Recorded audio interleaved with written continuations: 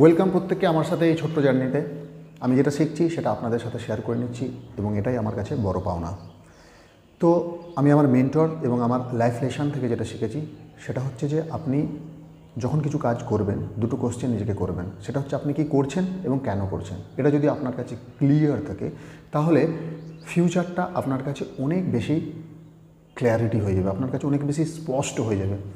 তো চলুন শুরু করা যাক। আজকে আমি যে বিষয়টা নিয়ে আপনাদের সাথে কথা বলবো যে আপনি কি খাচ্ছেন এবং কেন খাচ্ছেন এবং কেন আপনার খাদ্যাভ্যাসকে চেঞ্জ করাটা আপনার অত্যন্ত জরুরি। তো প্রথমেই বলে রাখি যে আমাদের শরীর হচ্ছে 16 ট্রিলিয়ন সেল দ্বারা তৈরি। আর আমাদের সেলের যেটা সবথেকে প্রয়োজনীয় জিনিস লাগে সেটা হচ্ছে এনার্জি লাগে। আর এনার্জিগুলো কোথা থেকে পায় আমাদের শরীর? সেটা হচ্ছে পাই গ্লুকোজ, তারপর হচ্ছে স্টার্চ, তারপর ফ্যাট অ্যান্ড তারপর প্রোটিন। তো আমাদের শরীর ফার্স্ট যেটা লাগে সেটা হচ্ছে গ্লুকোজ লাগে। আর গ্লুকোজ আমরা কোথা থেকে পাই? সব থেকে ভালো পাই আমরা হচ্ছে ফ্রুক্টোজ থেকে, ফ্রুটস। আপনি যদি ফ্রুটস ইনটেক করেন, ফ্রুটস, ভেজিটেবলস অ্যান্ড স্প্রাউটস, তাহলে এই খাবারটাকে সব থেকে বেশি প্রায়োরিটি দেওয়া আমাদের দরকার। তার মানে ফার্স্ট আপনার খাবার খাওয়া উচিত ফ্রুটস, ভেজিটেবলস অ্যান্ড স্প্রাউটস। এখান থেকে আমাদের শরীর কী পায়? গ্লুকোজ পায়। আর গ্লুকোজটা আমাদের শরীরের জন্য অত্যন্ত জরুরি। এরপর যেটা দরকার সেটা হচ্ছে স্টার্চি ফুড। স্টার্চি ফুড কোনগুলো? সেটা হচ্ছে কার্বোহাইড্রেট জাতীয় খাবার। সেগুলো হচ্ছে আপনার ভাত এবং রুটি। তারপর আমাদের শরীরের এনার্জির জন্য যেটা লাগে সেটা হচ্ছে ফ্যাট লাগে এবং সর্বশেষে লাগে আমাদের হচ্ছে প্রোটিন।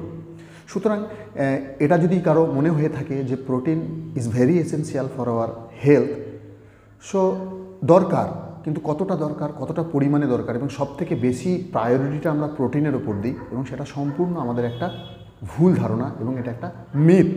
আপনারা গুগল করে দেখতে পারেন। আমাদের শরীরে যদি আমরা এক্সেসিভ প্রোটিনকে যদি আমরা ইনটেক করি তাহলে কি হতে পারে?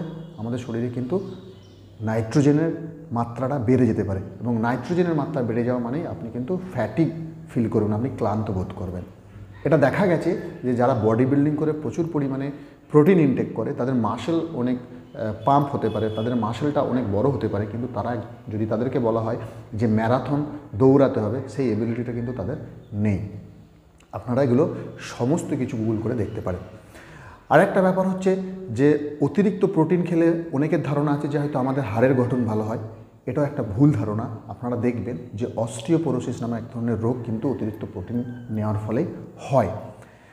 তারপর এই যে আমরা প্রোটিনের জন্য অতিরিক্ত পরিমাণে মিট বা মাংসকে গ্রহণ করছি, এটাও কিন্তু আমাদের শরীরের জন্য অত্যন্ত ক্ষতিকারক। সেটা কীরকম আপনাদেরকে কজ দিয়ে বোঝায়। প্রথম কথা হচ্ছে যে মাংসের মধ্যে কি থাকে? একটা মাংসের মধ্যে থাকে ইউরিক অ্যাসিড। আর ইউরিক অ্যাসিডটা কি? ইউরিক অ্যাসিডটা হচ্ছে আমাদের সেলের একটা ওয়েস্টেজ। আমাদের ব্লাড স্ট্রিমের দ্বারা কিডনি কী করে? সেই ইউরিক অ্যাসিডটাকে কালেক্ট করার মাধ্যমে সেটা ইউরিনের মাধ্যমে আমাদের শরীর থেকে বের করে দেয়।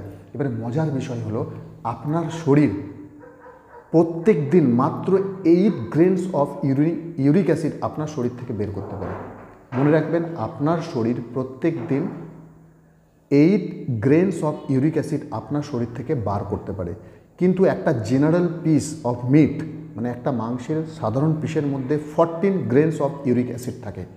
তার মানে 8 গ্রেনস অফ ইউরিক অ্যাসিড যদি এক পিস মাংস থেকে বের করে তাহলে আমাদের শরীরে 6 গ্রেনস অফ ইউরিক অ্যাসিড জমা থাকছে।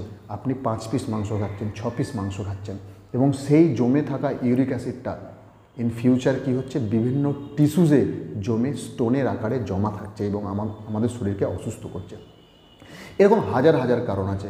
সুতরাং আপনি চিন্তা করবেন কোন খাবারটাকে আপনার প্লেটের মধ্যে, আপনার ডিশের মধ্যে সব থেকে প্রায়োরিটিটা বেশি দেবেন। আপনি যখন খাবেন অবশ্যই আপনার শরীরের প্রত্যেকটা গুরুত্বপূর্ণ ভ্যালুয়েবল যে অর্গ্যানগুলো আছে, আপনার যে হার্ট আছে, আপনার যে লিভার আছে, আপনার যে কিডনি আছে, আপনার যে লাংস আছে, এদের কথা চিন্তা করে খাবেন। কখনোই আপনি আপনার জিভের কথা টেস্টের কথা, আপনার ভালো লাগার উপর চিন্তা করে কিন্তু কোনো খাবার আপনি ইনটেক করবেন না।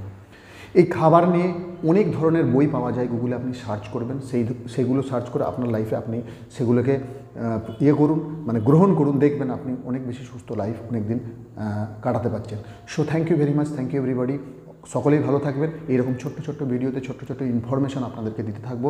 আমি যা পড়ছি তা আপনাদেরকে শেখাচ্ছি, আমি যা জানছি তা আপনাদেরকে জানাচ্ছি এবং এই জানানোটাই হচ্ছে আমার জীবনের প্রথম উদ্দেশ্য। So thank you very much, thank you everybody, thank you.